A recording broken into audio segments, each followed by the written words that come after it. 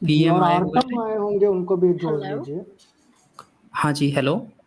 आप मेरे को अच्छे से सुन सकते हैं? जी, जी, आप ऑडिबल हैं, बताएँ? जी।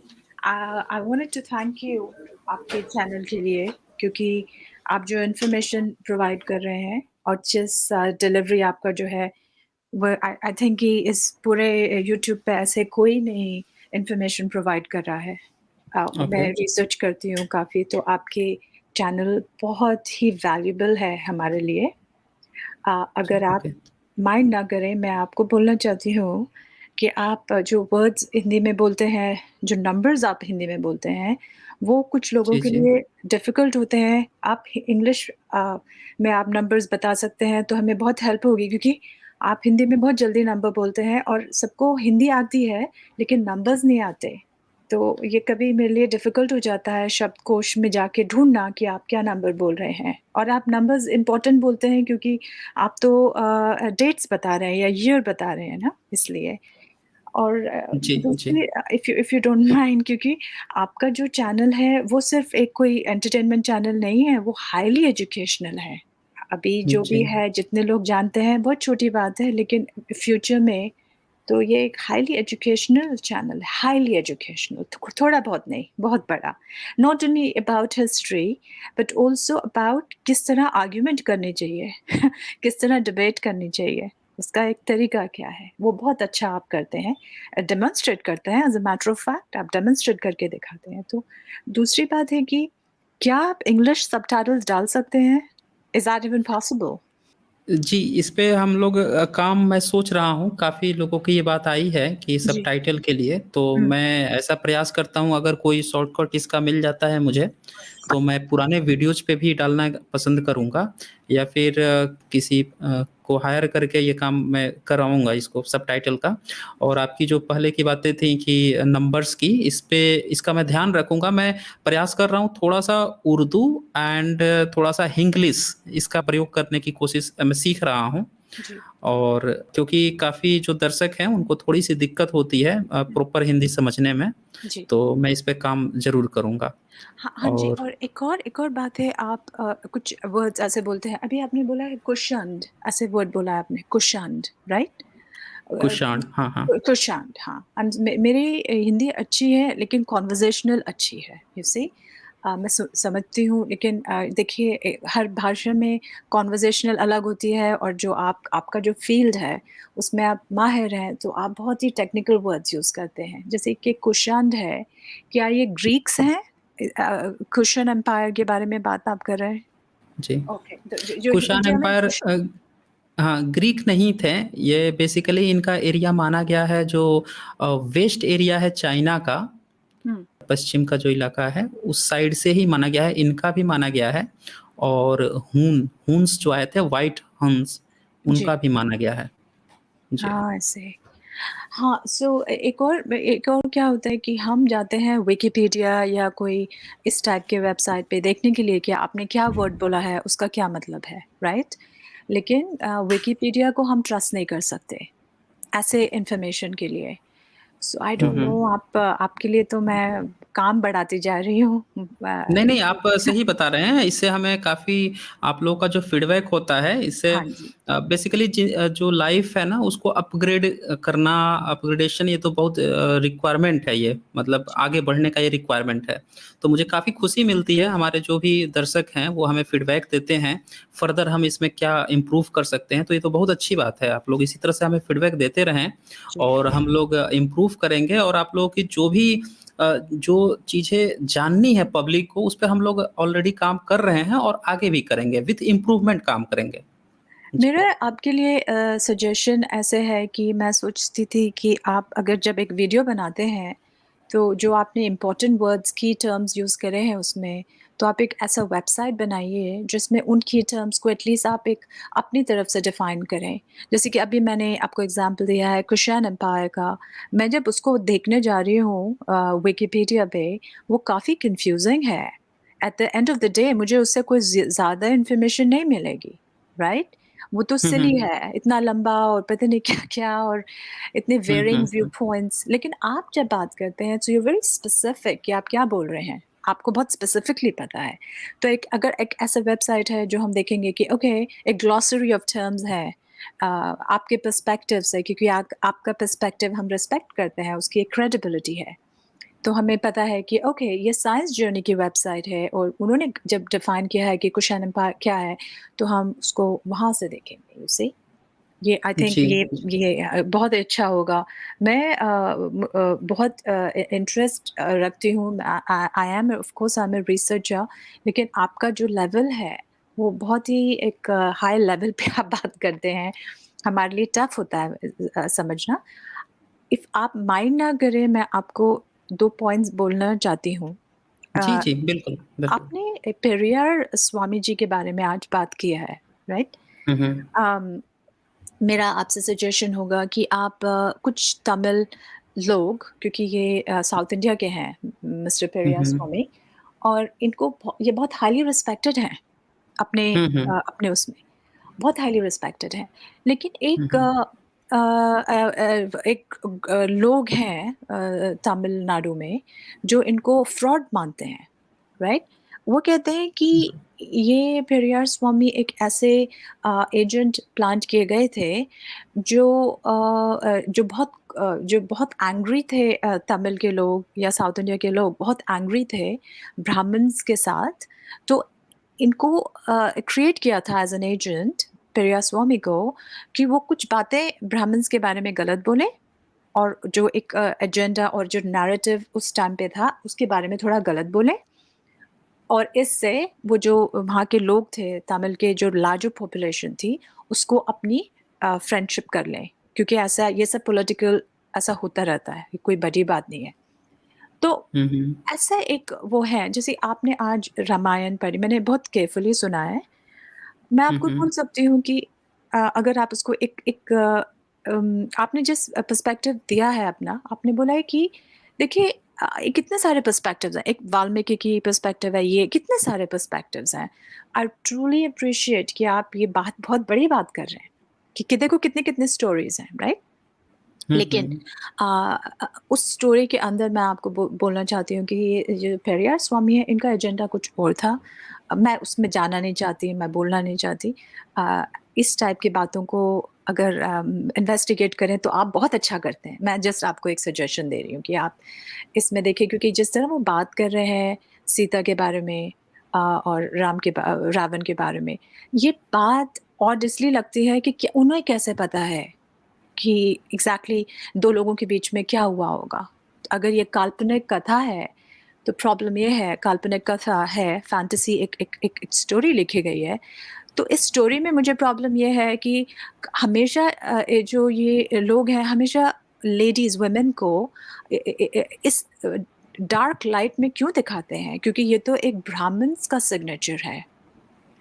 चाहे वो ब्राह्मण्स इंडिया के ब्राह्मण्स हो या जिनको मैं मानती हूँ बाहर के लोग, कहीं ना कहीं लेडीज वुमेन को बताते हैं कि वो सबसे बड़ी गलती किसी औरत ने की है। तो ये पेरियार स्वामी के नैरेटिव में भी मेरे लिए वो सिग्नेचर है, क्योंकि मैं जब रिसर्च करती हूँ तो मैं कुछ फिंगरप्रिंट्स देखती हूँ कि, और वो फिंगरप्रिंट्स मेरे लिए इम्पोर्टेंट हो जाते हैं, क्योंकि एक एग्जैजरेटेड तरीके से किसी औरत के ऊपर वो सारा ब्लेम डालते हैं, या एटलीस्ट 50% ब्लेम डाल देते हैं। तो जब मैंने पेरियार स्वामी का पर्सपेक्टिव देखा तो मैंने सोचा कि ठीक है, वो ये कह रहे हैं कि गलती रावण की नहीं थी, लेकिन 50% सीता की थी। और ये जो तमिल के लोग जिनके बारे में मैं बोल रही हूँ, वो पेरियार स्वामी को नहीं ट्रस्ट करते। वो ये भी कहते हैं कि सीता कोई लेडी नहीं थी, वो एक ज़मीन का एक लैंड थी, जिसको पर्सोनिफ़ाई किया गया है। द्रौपदी भी कोई वुमन नहीं थी, वो एक लैंड थी जिसको पर्सोनिफ़ाई किया गया है। ये एक मेटाफर है, ये एक एलेगरी है, ये पर्सोनिफ़िकेशंस हैं, ये रियल लेडीज़ नहीं थी। और जो लड़ाई राम और रावण के बीच में हुई थी, वो एक लैंड के ऊपर हुई थी। तो ये सारी जो स्टोरी बनाई है, वो ये सारी उन्होंने of course it's a story, and you know we know now कि इट्स अ स्टोरी। 200 रामायण्स हैं। So I am going to leave it up to you कि आप बहुत अच्छे हैं इन्वेस्टिगेशंस में। बहुत ही अमेज़िंग है, तो मैं वेट कर रही हूँ कि कुछ आप ऐसे इस लेवल की इन्वेस्टिगेशन करें और तमिलनाडु के जो लोग हैं, उनके जो स्क्रिप्चर्स हैं, उनकी जो सेक्युलर हिस्ट्री है, उन्होंने बहुत हाइली वेल डॉक्यूमेंटेड है वो तमिल संगम कहते हैं। उनके पास हुँ, 3 हुँ। तमिल संगम थे, तो उन्होंने अपनी हिस्ट्री को बहुत बहुत वेल डॉक्यूमेंट किया है, लेकिन उनकी बात कोई सुनने वाला नहीं है। अगर आप तमिलनाडु की हिस्ट्री देखें और उनके जो पॉलिटिकल प्रॉब्लम्स देखें, तो वो ये कहते हैं कि किसी पॉइंट पे इंडिया ने उनके तरफ जो पानी आता है, रिवर, उसके ऊपर भी रोक-टोक लगाई है। तो वो काफ़ी पर्सिक्यूटेड लोग हैं, वहाँ के लोग। सो आई वुड से कि आप प्लीज़ इसको इन्वेस्टिगेट कीजिए और उनकी उनकी जो उनके स्क्रिप्चर्स हैं, आई वुड लव टू सी कि लोग उनके स्क्रिप्चर्स के बारे में सुनें, राइट? उनका स्क्रिप्चर्स बड़े यूनिक हैं। जी, जी। मैंने आपकी बात पूरी सुनी और आपका जो ये पॉइंट था कि सीता जो है, वो लैंड को कहा गया है, तो ये बुद्धिस्ट वर्ल्ड में सीता ज़मीन को, जो लैंड है, उसी को कहा जाता है। और जो राम है, वो आराम, जो संघा राम है, जो जहाँ पे बुद्धिस्ट रहते थे अपने घरों में रहते थे या जो केव्स बना के रहते थे, उसको संघाराम वगैरह भी कहा जाता था। राइट। और जो जातक कथाएँ हैं, वहाँ से भी ये छोटी-छोटी कहानियाँ आई हैं, उसमें रावण का कोई ज़िक्र नहीं है। हाँ, उसके बाद इस कहानी का एक्सपेंशन होता है, जैन रामायण आती है हुँ, हुँ। और जैन रामायण में रावण का एक चरित्र आ जाता है, जो अब सीता को किडनैप कर रहा है। अभी राइट। तक सीता जो है, राम और सीता ब्रदर सिस्टर हैं बौद्ध जातक कथाओं में और सिर्फ़ ये वनवास जाते हैं और वहाँ से चले आते हैं। लेकिन जैसे ही बात ये वहाँ पे जाती है जैन रामायण में एक्सटेंड करके तो कहानियाँ बढ़ जाती हैं। अब ये फाइट हो रही है 2 राजाओं के बीच में, तो ये बात आ जाती है एंड फिर ये ब्राह्मणिकल जो वाल्मीकि रामायण आता है, तो उसमें बहुत सारी अश्लील बातें भी आने लगती हैं, बहुत सारी ऐसी बातें आने लगती हैं जो ये करती हैं, मतलब आज की डेट में जिसकी लोग आलोचना करते हैं। तो वो जो पॉइंट है वाल्मीकि रामायण का उसपे पेरियार जी ने भी जो लिखा है, तो उन्होंने सीता को हाँ, ये बात सही है आपकी कि सीता को उन्होंने गलत माना है और उनका जो पॉइंट ऑफ व्यू है, वो किसी महिला को नीचा दिखाना ना हो के मैंने जो पूरी उनकी किताब पढ़ी, तो मुझे जो समझ में आया, उनका पॉइंट है जो आर्य और द्रविड़ की जो कल्पना की गई थी कि द्रविड़ और आर्य की जो लड़ाई थी, उसके पर्सपेक्टिव से उन्होंने उसकी आलोचना की है, उस कहानी को आलोचना की है। और सीता की आलोचना एज़ ए आर्य वीमेन के तौर पे की है। हालाँकि इस पॉइंट पे बहुत सारे लोगों में ये पॉइंट उठ सकती है कि भई ओवरऑल वो महिला थी तो उस पर ऐसी बातें नहीं करनी चाहिए थी। लेकिन वहाँ पे पेरियार जी का जो क्रिटिसिज़्म का पॉइंट है, वो द्रविड़ और आर्य थियरी पे जो इनकी किताबें हैं उसके आधार पर है। इवन जो मनुस्मृति है भारत की, जो मनु है, वो आप देखेंगे कि वो नॉर्थ इंडिया के लिए मनुस्मृति है, साउथ के लिए नहीं है। मनु जो है वो साउथ को तो बहुत ज़्यादा एब्यूसिव लैंग्वेज यूज़ करता है। इवन थोड़ा-सा और हम पहले जाएँ 8th 9th 10th सेंचुरी में, तो ये देखा जाता है कि जो नॉर्थ के ब्राह्मण्स हैं और जो साउथ के ब्राह्मण्स हैं, इन दोनों में सिविल वार चल रहा होता है। इन दोनों में एक शीत युद्ध आप कह सकते हैं, कोल्ड वार चल रहा होता है। हमेशा ये एक-दूसरे को डिबंक करते हैं, इवन कैलेंडर भी ये उल्टा कर लेते हैं। वो 6 महीने बाद से शुरू कर रहा है, ये 6 महीना पहले से शुरू कर रहे हैं। कैलेंडर में भी डिवीज़न हो जा रहा है कि हम शक संवत मानेंगे, वो विक्रम संवत मानेगा। तो ये एक डिवीज़न था ब्रह्मंकल का और इसको जो आर्य और द्रविड़ की लड़ाई में ब्रिटिश काल में फिट कर दिया गया, उस दौरान जब पेरियार स्वामी ये बात लिखते हैं, तो वहाँ पे इसका पुट अप आ जाता है। बहरहाल आपकी पॉइंट काफ़ी अच्छे थे, आपने जो बातें बताई हैं इस पे हम लोग गौर करेंगे और तमिल संगम का जो ये इंस्क्रिप्शन और जो भी चीज़ें हैं, उसके जो स्क्रिप्चर्स हैं, उसको हम लोग उस पर भी काम करेंगे। जी। जी, हाँ, डेफ़िनेटली आपने जितने भी अभी बताया है ये अभी पेरियार के बारे में जो पॉइंट्स बोले हैं, 100% ट्रू है। हर हर बात जो आपने बोली है वो 100% ट्रू एंड फैक्चुअल है एज़ यूजुअल। लेकिन इफ यू डोंट माइंड मैं आपको बोलूँगी क्योंकि मैं एक लेडी हूँ, तो मेरे एक्चुअली मेरी ड्यूटी बनती है कि हुँ, जब मैं बिल्कुल, कुछ बिल्कुल, मैं इस बात की आपका सम्मान करता हूँ जी, जी। कि मुझे फीमेल की ऐसे जहाँ भी बातें आती हैं जी, जी, जी, ओके, बताएँ, मुझे बताएँ। ऐसे मैंने जो अपनी रिसर्च करी है, मेरी रिसर्च क्रिश्चियनिटी या जैसे हम कहते हैं बाइबल, क्योंकि बाइबल के भी बहुत वर्जन्स हैं। तो इस्लाम हो, क्रिश्चियनिटी है, इनके स्क्रिप्चर्स हैं, जो जूइश स्क्रिप्चर्स हैं। मैं सब स्क्रिप्चर्स को जब देखती हूँ, तो मुझे एक कॉमन वो दिखाई देता है, कॉमन थ्रेड दिखाई देता है। और वो कॉमन थ्रेड ये है कि जब भी कोई प्रॉब्लम होती है, वो पूरा ब्लेम लेडीज़ के एक किसी लेडी के ऊपर ही आ जाता है। आप पूरी बाइबल देख लीजिए, हमेशा हुँ, प्रॉब्लम हुँ, आती है, तो कोई वुमन ही रिस्पॉन्सिबल होती है। सो मेरा जी। जब मैं फिंगरप्रिंट देखती हूँ कि ये किस मेंटालिटी से ये लिखी गई है, तो मैं हमेशा मनुस्मृति के पास जाती हूँ कि इट इट सीम्स मुझे ऐसा लगता है कि एक मनुस्मृति एक ओरिजिनल टाइप की डॉक्यूमेंट है जिसको कॉपी पेस्ट किया गया है हर रिलीजन में। एंड आई नो कि ये बड़ा स्वीपिंग स्टेटमेंट है, लॉजिकली बहुत ही बड़ा मैंने स्टेटमेंट बोल दिया है। लेकिन मैं जनरली ऐसे देख रही थी।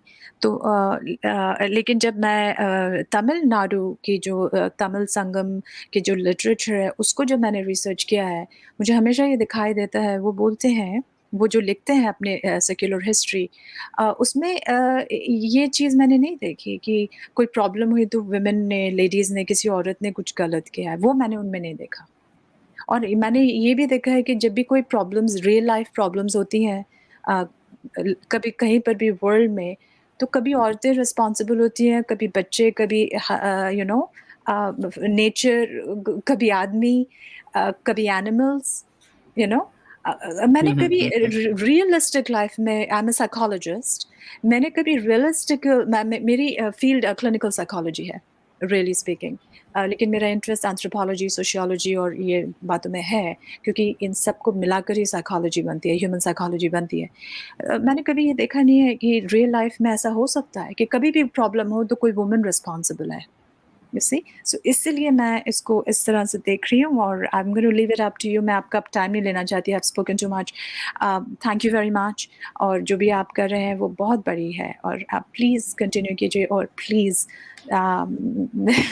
कुछ इंग्लिश सबटाइटल्स या कुछ ऐसे एटलीस्ट नंबर्स डालिए ताकि हम कंटिन्यू रखें, आपको अच्छे से समझ पाएँ। Let's say thank you very ji, much, ji, god bless. Okay, okay, thank you PM ji. हम लोग ज़रूर करेंगे ऐसा, आपकी बातों को मैंने सुना है और इस पर हम लोग ज़रूर प्रयास करेंगे। Okay, thank you.